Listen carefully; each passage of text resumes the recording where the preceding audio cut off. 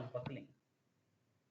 So last lecture we have discussed the local buckling of stiffened element and unstiffened element.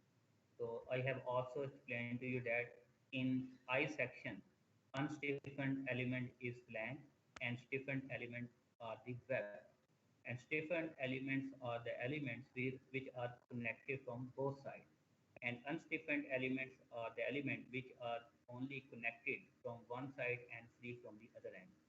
So in case of I section, half flange is the unstiffened element. So we are checking the B over T ratio of this unstiffened element, which is half flange width divided by thickness of flange. And similarly, if we want to check the B over T ratio for the stiffened element, which is web, that would be equal to B is equal to height of web and thickness of the web divided by thickness of web. In overall buckling, actually overall buckling takes place if the slenderness ratio is larger. So in compression member, AISC recommends that the overall slenderness ratio should not be more than 200. But anyhow, any section, for example, here you can see this I section. So in this I section, you can see that this it is having the length, but some particular length. So its length about x direction and y direction may be the same if the boundary conditions are uniform or identical about both axes. But this section is not having the same moment of inertia about x-axis or y-axis. Or you can say that this section is not having the same slenderness ratio about x-axis and y-axis. So in this case, a column section, it will always buckle or bend about the axis for which the slenderness ratio is maximum. So we have seen in our previous slides, and we will also see in our upcoming slide, that slenderness ratio is equal to KL over R. So K is the effective length factor, L is the length, and R is the radius of gyration about any axis. So more will be the moment of inertia about any axis, more will be the radius of gyration. So slenderness ratio is inversely proportional to the radius of gyration. So it means that if the radius of gyration will be maximum about any axis, the slenderness ratio about that axis will be minimum. Or if Rx or Ry, these are the radii of gyration about x-axis and y-axis. So whichever is minimum, the slenderness ratio about that axis will be maximum, and a column section will tend to buckle about that axis. So when I talk about the buckling, so buckling means that this is the x-axis. So x-axis we are always referring as a major axis. So x-axis, major axis is the one about which the moment of inertia is maximum or radius of gyration is maximum. So y-axis is referred as a minor axis. So minor axis is the one about which the moment of inertia is minimum or less, or radius of gyration is less. So here you have to understand the bending about. So when I discuss I speak the word bending about. So the section will bend about x-axis. Bending about x-axis mean that the displacement will occur in y direction, which is referred as translation. If the bending occur about x-axis, it means that the center point of this section will move in y direction. So you can use any one of the terminology. So similarly, if I speak about the word bending about y-axis, a section will bend about y-axis mean that the center point will move in x direction. So if displacement is taken place in x direction, or here it is referred as z, x direction, then it is bending about y-axis. So you can either maybe remember this as a bending about the axis or displacement in any direction. So what I want to say that if the bending or buckling takes place about x-axis, the section will tend to move in y direction. So how I can control the buckling or bending about x-axis if I constrain this section in y direction. So similarly, if a section will bend about y-axis, it means that the section will tend to displace in x direction. So I need to provide the bracing or constrain the movement of the midspan in x direction. So the bracing point may be different about both axes. So what we do, so if the slenderness ratio about x-axis is less and slenderness ratio about y-axis is more, so it means that a column will always tend to buckle about y-axis or it tend to displace in x direction. So we need to provide the bracing in x direction. So you will see in upcoming slides. So here you can see that this is buckling about major axis. So actually you cannot perceive because this is the line diagram. So it is difficult to get the idea from here, but that's why I have explained along this diagram. So how we can control the bracing. So for this section, actually this is the major axis and the axis along the web is the y-axis. So this section, both end can be considered as a pin-ended. So if this section will tend to bend or buckle about the major axis, major axis means that this midspan tend to move along y direction. So no bracing is used in y direction. So I can say that about the x-axis, the total length will be considered as a unbraced length. And both end condition can be k value can be considered as a 1 because I can consider top end and bottom end as a pin. But here, if I will consider the bending or buckling about y-axis, it means that the center point it will tend to move in x direction. So to control the bending or buckling in x direction or about y-axis, we have braced it. We have maybe connected with a steel section or steel rod, and other end of steel rod is connected with a rigid support. It means that now this center point, it cannot move in x direction or it cannot buckle about y-axis. Now this point, bracing point is also assumed as a pin end. So in that case, what we will do that we will assume that the column is divided into two segments about y-axis. So about x-axis column is acting as a one unit, but about y-axis the column is behaving as a one unit. So gentlemen, I have to take also wait for a while.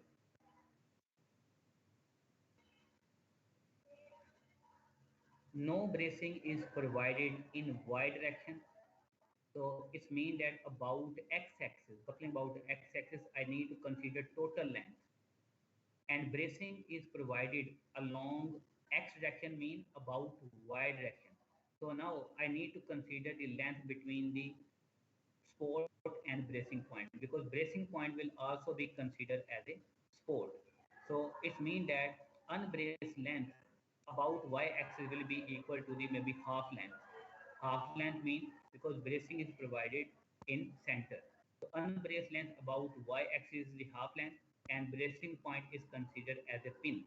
So it means that about y-axis, a segment between top end and this bracing point will buckle as a individual component or individual column. And similarly, buckling between bracing point to the other support will also occur as a individual component. So we will study in detail when we will start design phase. So what is the unsupported length? So unsupported length, actually in case of column, we need to mention about both axes in x direction and also in y direction. Just like in the previous case, I told you that if we have provided the bracing, then unbraced length about x direction and y direction may be different. So we are mentioning the bracing uh, in unbraced length about x direction as a LUX and bracing about y direction as a LUY. So similarly, in this case, you can see that so LUX is the total length, unbraced. LU means unbraced length about x-axis is total length. And LUY, unbraced length about y-axis is the largest segment about the y-axis, which is LUY is equal to total length divided by 2. So LUX and LUY are the unbraced length about x direction and y direction. So a different value of unspotted length may exist in different direction and must be used to calculate the corresponding slenderness ratio. Just like in the previous cases, unspotted length may be different if we have provided the bracing. So why we are interested to calculate unbraced length? Because we need to compute the slenderness ratio about both axes, x-axis and y-axis. Then a column will always buckle about the axis for which the slenderness ratio will be a maximum. To calculate unspotted length of column in a particular direction, only the corresponding supports and braces are to be considered, neglecting the bracing preventing the buckling in other direction. So I told you that if I want to compute the unbraced length about x axis, so I will not consider this bracing because this bracing will not be effective in controlling the buckling about x-axis. So this bracing is only effective in controlling the buckling or bending about y-axis. So effective length. So if we are multiplying the unbraced length with effective length factor is a ratio between the effective length over total length. So effective length column, the length of the column corresponding to one half sine wave of the buckle shape is referred as a effective length, or you can say that that is the length between 2 points of contraflexure. So here you will see that what is effective length. So effective length in this case you can see that this is the half sine wave. So half sine wave is the length between this top chord to the center point.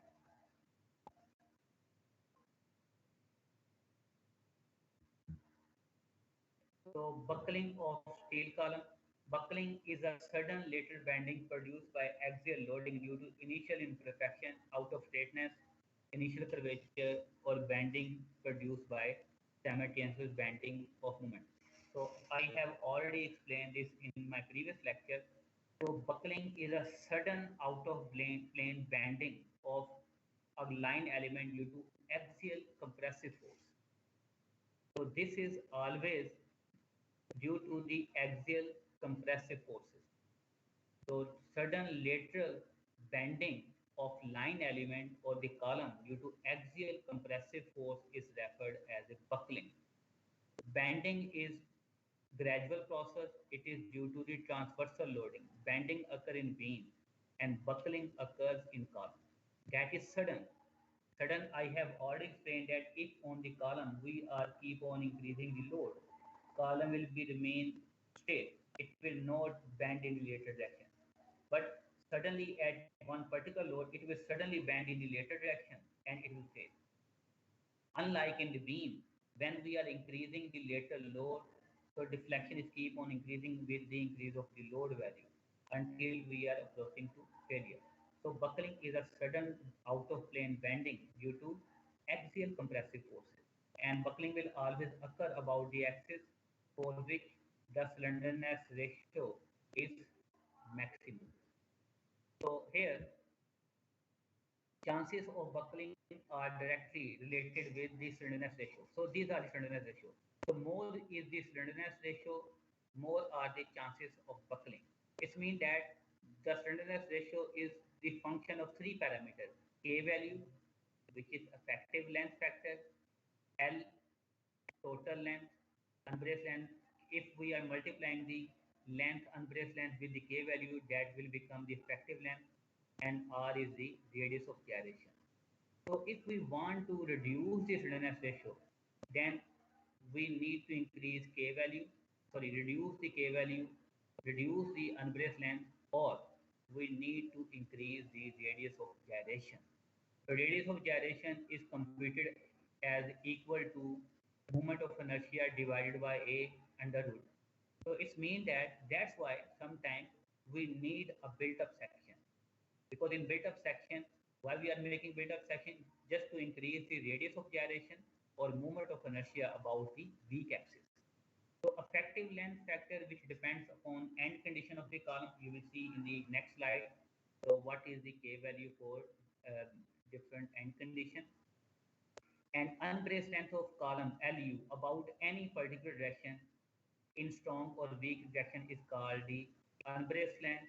So whichever gives the more answer. We have also always need to consider the value which is maximum. So it means that we will compute slenderness ratio about x-axis and also about y-axis.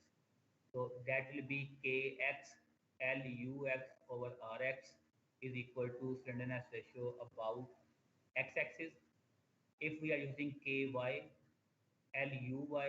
divided by ry, that will be slenderness ratio about y-axis. So radius of gyration are which may be rx or ry, strong or in weak direction for uniaxially or biaxially symmetrical cross section, and least value. So that will be less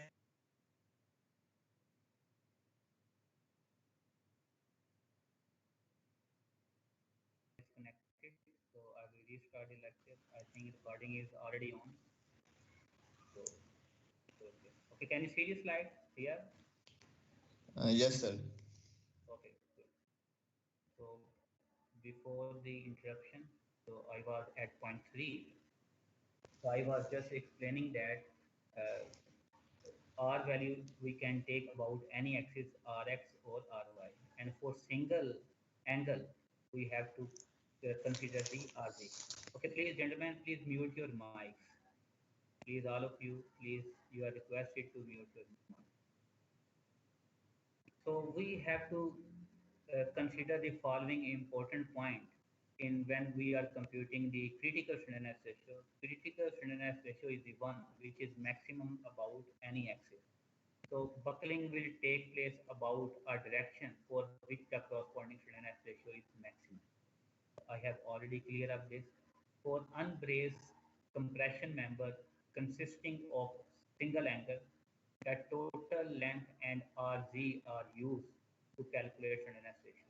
So for single angle, we always take RZ value from section properties table. For steel braces, bracing is considered the most effective if tension is produced in them due to buckling. So here, uh, also I have explained to you that we have provided bracing. So you will see that this bracing,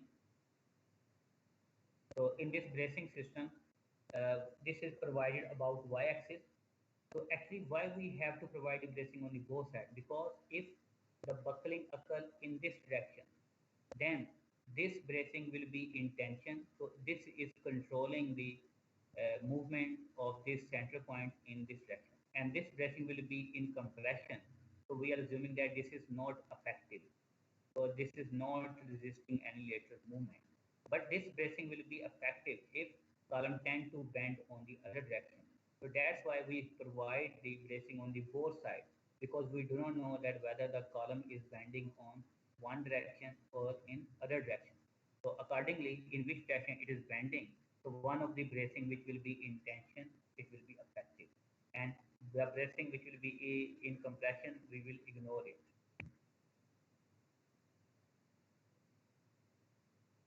So braces that provide resistance by bending or less effective are less effective, and braces having compression are almost ineffective because of their small cross section.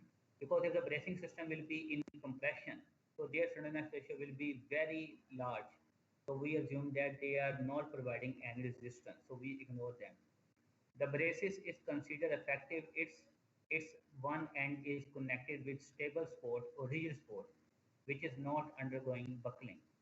So I will explain also this point. The braces are usually provided inclined to the main member of steel structure, starting from mid-span to the end of adjacent column. Okay, for this point number E, I have already explained. So in this case, this one end is connected with the column and other is connected with the firm support. So this end cannot move. This must be connected with the rigid support. So if this end is also moving, so it means that this member, bracing member will move as a whole. So it cannot control the buckling. So other end might be connected with some rigid support or rigid uh, end. And I have already shown you some diagram in my pictures in my introductory lecture. So in frame structure, we provide bracing as a cross bracing, diagonal, which is connecting at the one corner of steel column and beam to the other bottom corner of beam and column connection. So because of bracing is most effective in tension, it usually provided on both sides to prevent buckling on either side. Just I explained it. Bracing can be provided to prevent buckling along weak axis. So slenderness ratio should be calculated by using Ky. So Ky is the effective length factor. So we consider the bonding condition only about y-axis and unbraced length along weak axis and ry. So in the previous image, you have seen that we provide the bracing about weak axis because about the weak axis, the slenderness ratio is maximum. So how we can controlling slenderness ratio because we have reduced the unbraced length to the half. Bracing can also be provided to prevent buckling along strong axis.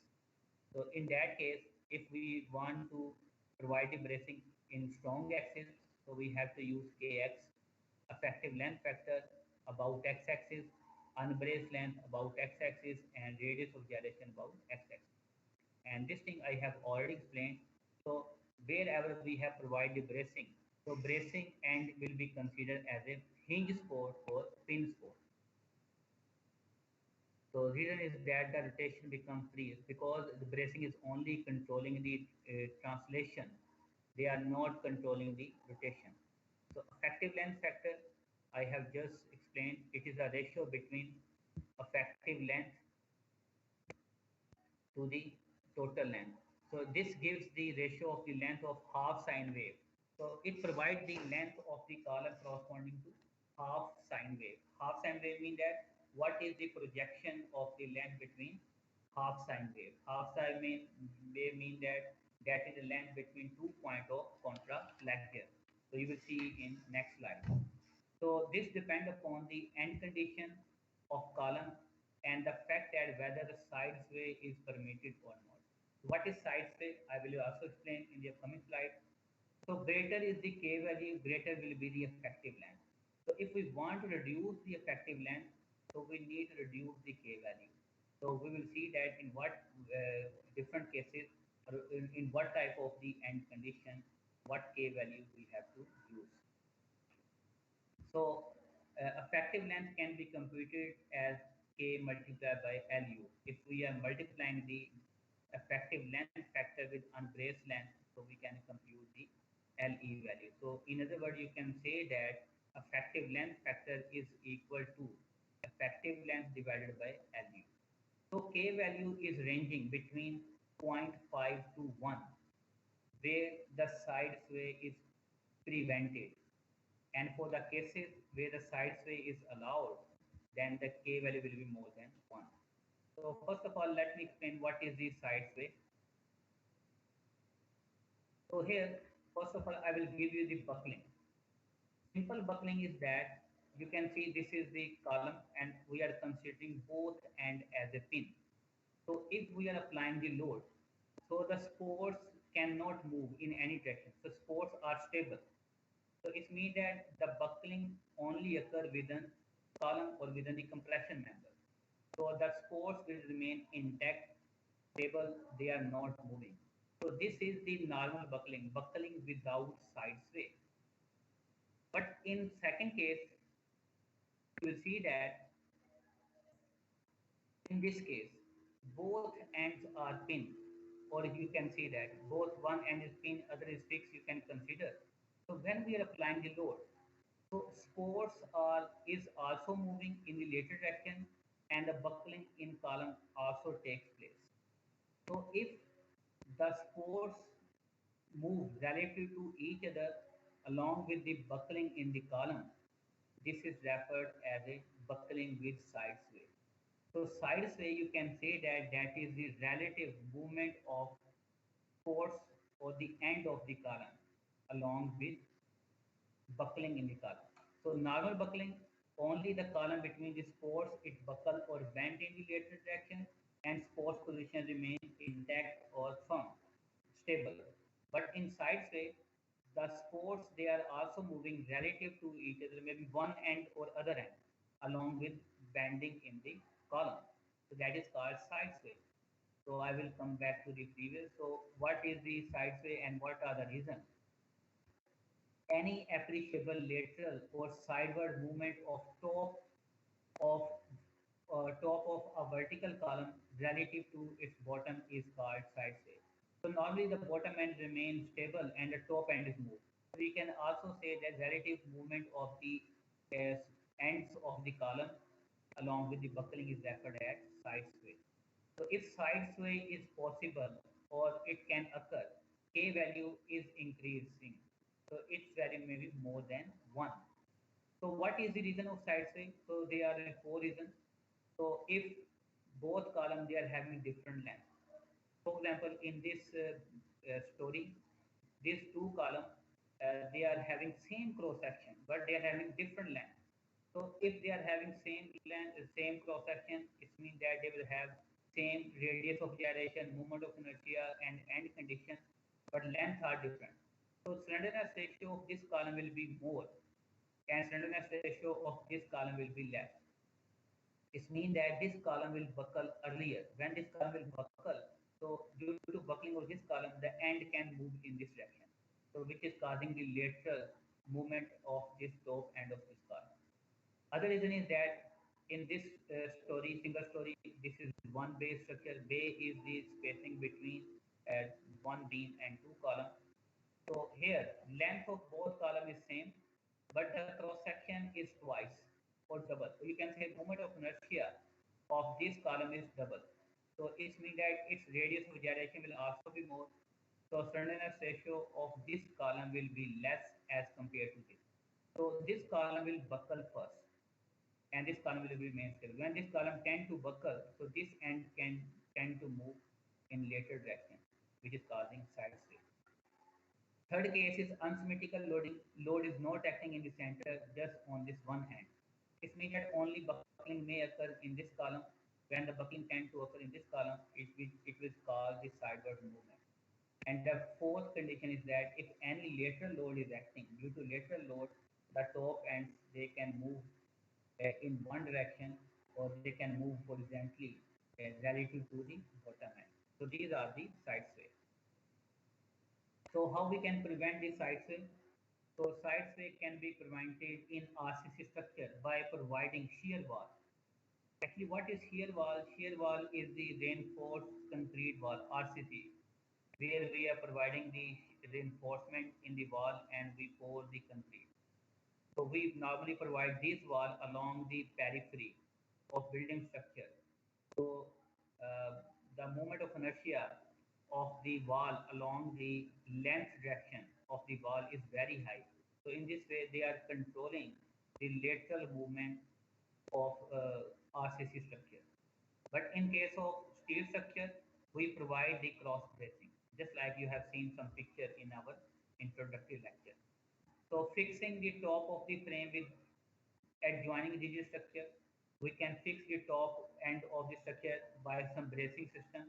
The other end of the bracing is connected with some firm support. So normally the shear wall lift well. You can see that in multi-story building, we are using lift. So lift is provided in a lift well.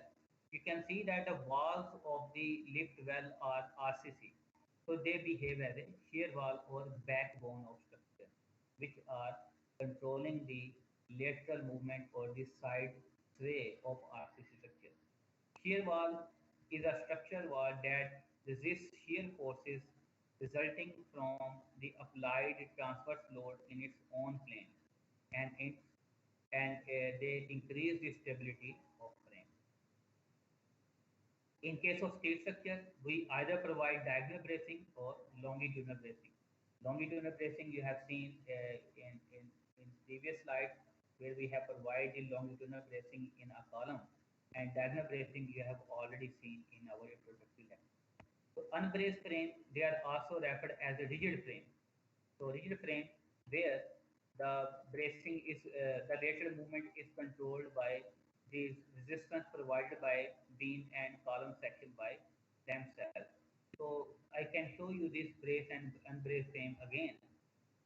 So maybe it was in my very first lecture. So I would like to show you again.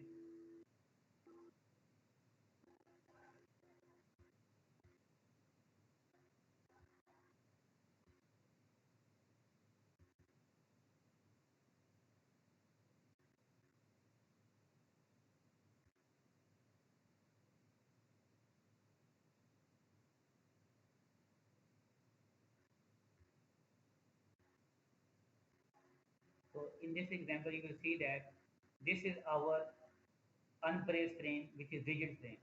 The lateral movement is controlled by bending resistance of beam and column.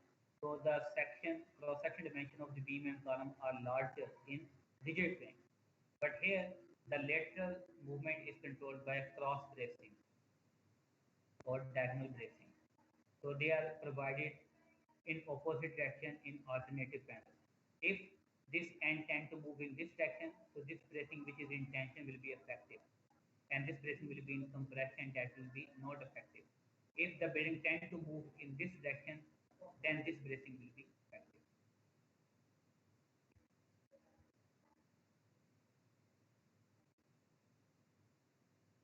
So here are the K value for different type of the end condition. So if you open the page number 103 on your LRFD manual, so you are provided with a table for different type of the effective length factor, for different value of the effective length factor for different end condition. So if both ends are pin, then pin means that movement will be zero because this end is free to rotate, but there will be no translation. So movement is zero. So this length, when it will bend, this will make a half sine wave. Full sine wave if it is having two crests and two trough points. So this is the length of the column between or corresponding to the half sine wave.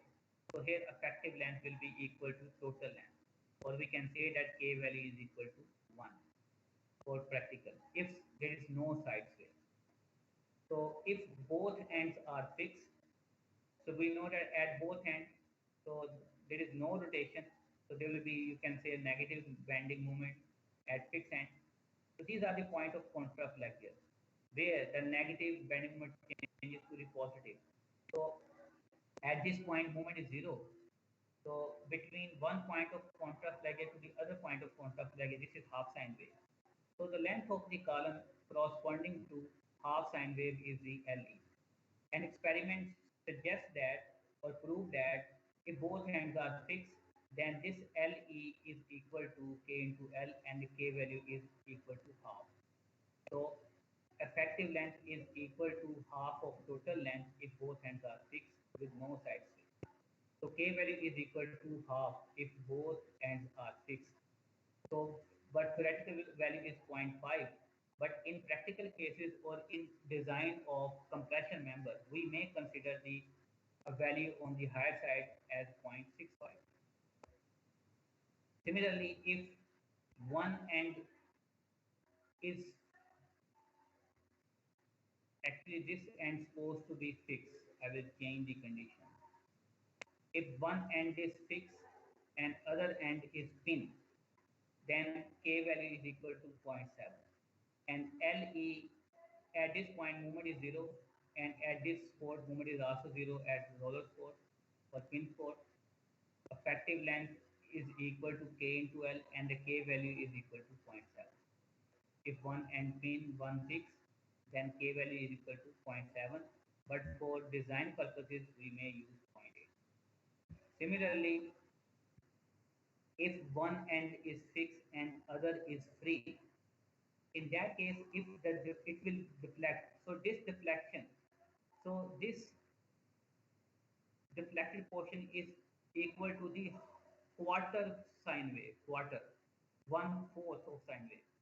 So if we are taking the mirror image on the other side, so we always say that length corresponding to half sine wave. If we are completing this sine deflected shape into the half sine wave, then this LE will be the effective length and K value will be equal to 2.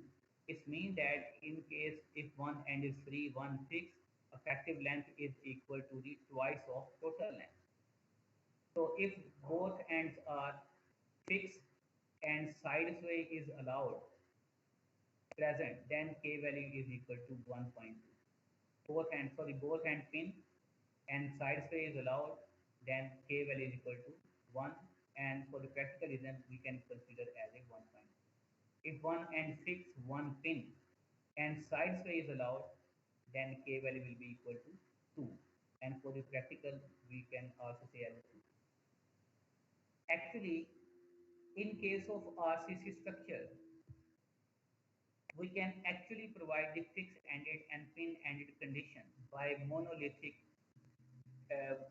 pouring of the concrete. Monolithic joint. Monolithic joint means that we are pouring the concrete at the joint, beam and column joint at the same time. But in case of our steel structure, normally we connect the bottom part of the section with a steel plate, and this steel plate is connected with a column pedestal or a platform, RCC platform. So in case of steel structure, we can actually provide pin-ended and fixed-ended support. So in this arrangement, we can see that we have cut some middle portion of the web, we have punched the hole, and we have provided the bolt in the center. So in this case, if the column is bending to the either side, so this end, if it is bending in this side, so this end is compressing the pedestal, so this end can uplift. So if this can uplift on the any side, so this type of the end condition is assumed as a pin. Pin means that the bottom end cannot move in any direction, maybe in X direction and in Y direction, but it can free to rotate. On the other hand, this type of end condition, we have welded a I section with a steel plate, and then we have punched the hole at the corner, and then we have bolted it with the anchor bolt with the pedestal. Okay, if this column is bending about any axis, so this end it cannot uplift. So it is not uplifting mean that, so in this case, the tension will produce in this column, in this anchor bolt, which is preventing the lateral movement or rotation of this column in any direction. So this type of the base plate connection is referred as a fixed end condition. This is pin and this is fixed. So at the top end, we have already seen that at the top end of the column, we can also actually provide the pin-ended and fixed-ended condition, just like I have explained in this slide. So if we are connecting the web and flange of beam to the column, then this end condition for the beam is referred as a fixed support. But column the support will be different. So we will see that how we can consider the type of the end condition for the top of column. Actually, this condition is only for beam.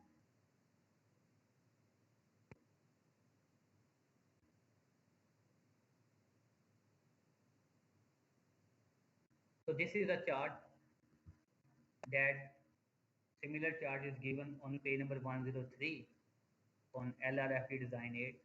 So you can easily consider that chart refer for the solution of problem.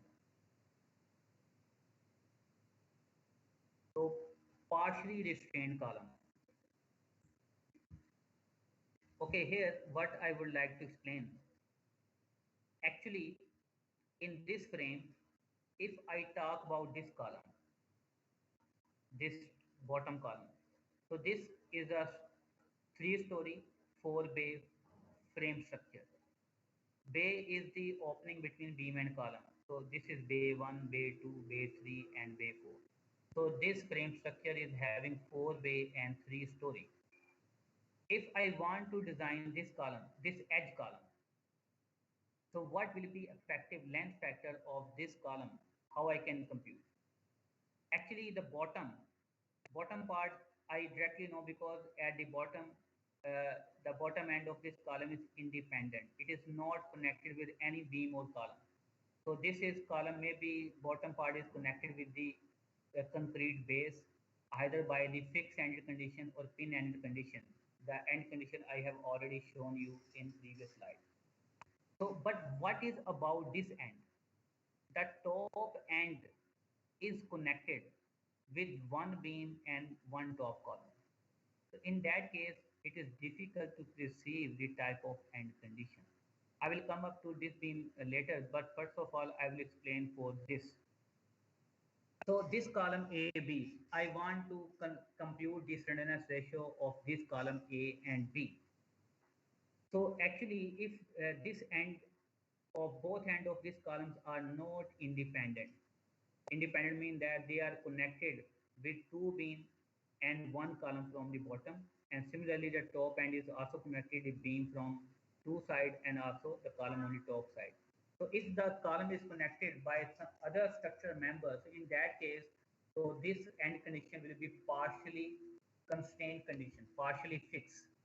So for the partially fixed, so it means the partially fixed means that the behavior will be within the fixed and the simple score. So K value will be between 0.5 to 1. But what will be the exact value that we have to consider 0.6, 0.9, 0.95 or 1. So that can be computed by a parameter which is referred as a psi value or G value.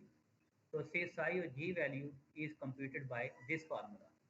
So this formula is equal to EI over L. Actually, EI over L is the flexure stiffness of any structure component.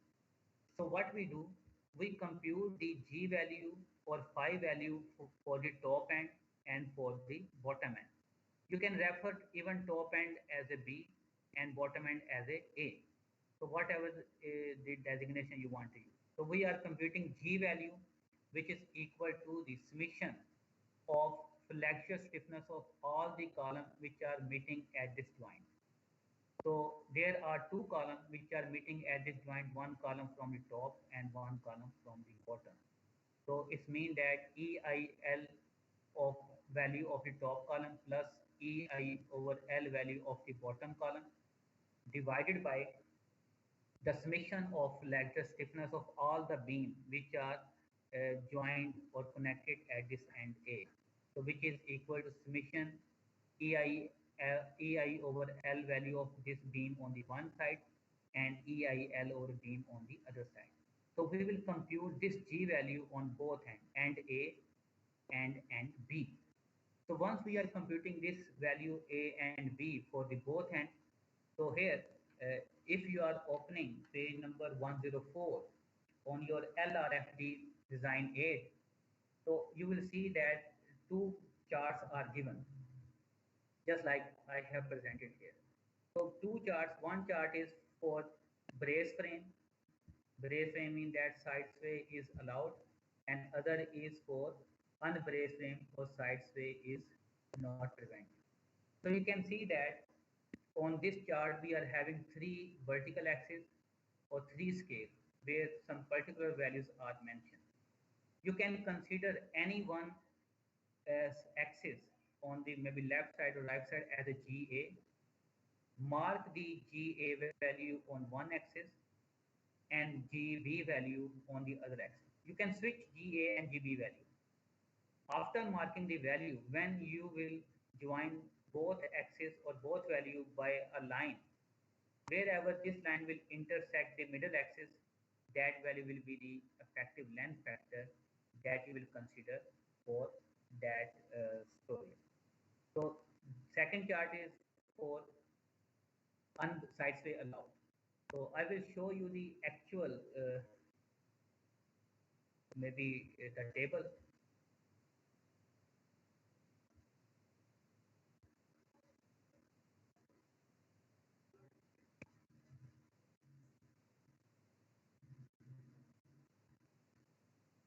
So these are some actual tables.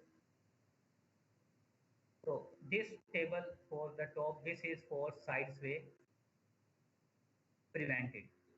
So you will mark GA value on this axis, GB value on this axis, and then you will join the both points, and wherever this line is intersecting this middle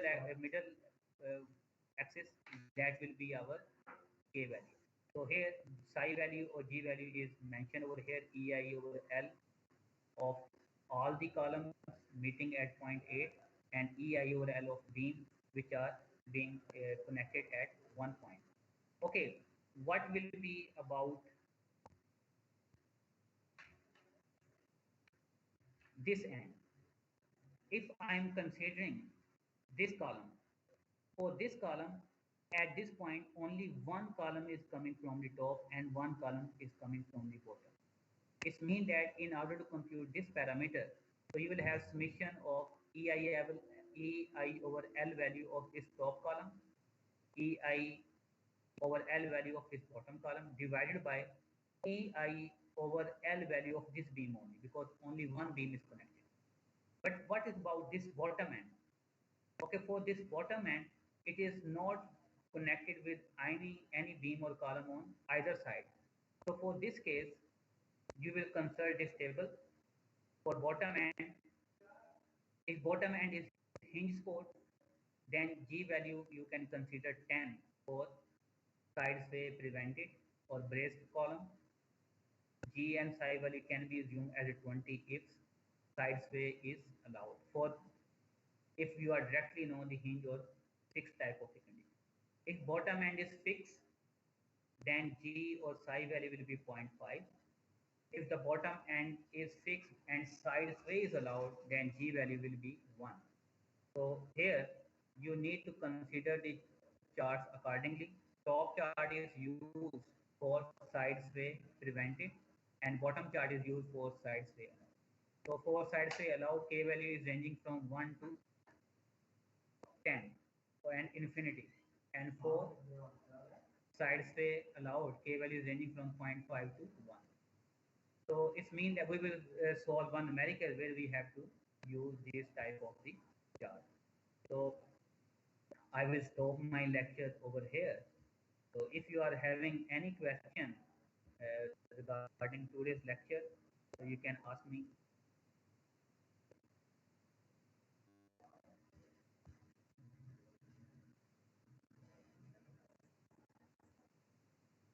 Gentlemen, I need to clear it up. I see that many students, they come online after half of the lecture. During between in the first 35-minute attendance was just 26, and now at the moment it's 46. I'm telling you that I'm computing it total time for which a student was present. So later on, please do not complain regarding your WF grade or if you are getting less marks in class participation. And most of the time, you do not participate. So